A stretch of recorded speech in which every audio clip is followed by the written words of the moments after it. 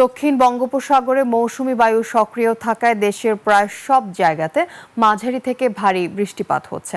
টানা বৃষ্টিতে কয়েক জায়গায় সৃষ্টি হয়েছে জলাবদ্ধতা, বিপর্যস্ত হয়ে পড়েছে জনজীবন। ভোর থেকেই আকাশ মেঘাচ্ছন্ন, সকাল থেকে থেমে থেমে হচ্ছে বৃষ্টি। এতে কয়েকদিনের তীব্র গরম থেকে স্বস্তি মিললেও চট্টগ্রাম ও খুলনাতে সৃষ্টি হয়েছে জলাবদ্ধতা।